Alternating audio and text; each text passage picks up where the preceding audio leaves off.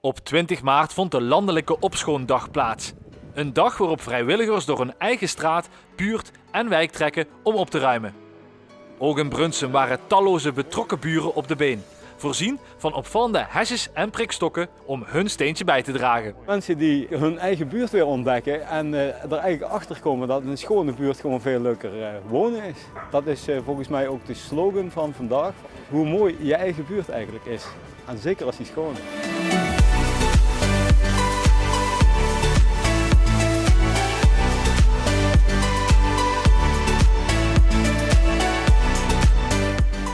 Onder de enthousiaste deelnemers waren ook de burgemeester en de wethouders, die elk in hun eigen wijk de handen uit de mouwen staken. Het leuke van deze dag is eigenlijk dat we de mensen in Brunsum laten zien hoeveel rotzooi er eigenlijk op straat ligt. In de hoop dat de mensen in de toekomst het afval gewoon mee naar huis nemen of netjes in een bakje gooien. Op het moment dat mensen zeggen, ik voel me verantwoordelijk voor mijn leefomgeving.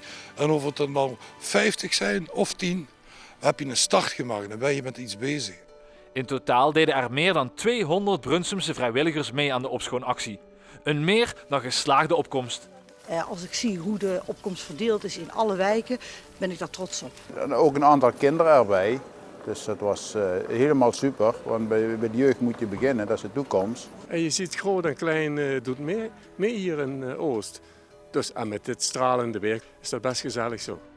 Ik ben er altijd mee opgegroeid met niks op straat gooien. En als je ziet wat hier allemaal ligt en waar de kinderen dan tussen spelen, ja, dan denk ik dat moet gewoon weg.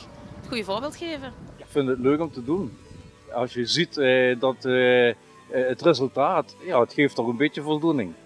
De hoop is dat de actie een begin is van bewustwording bij de Brunsumers en dus leidt tot een schoner Brunsum. Het gaat om onze eigen leefomgeving. Het gaat om onze eigen tuin en onze eigen buurt. Iedereen kan zijn eigen troep mee naar binnen nemen, kan dat in afvalbakken gooien. Dan heb je die vervuiling niet. Neem het gewoon mee naar huis. Of, nog eenvoudiger, gewoon in de prullenbak gooien.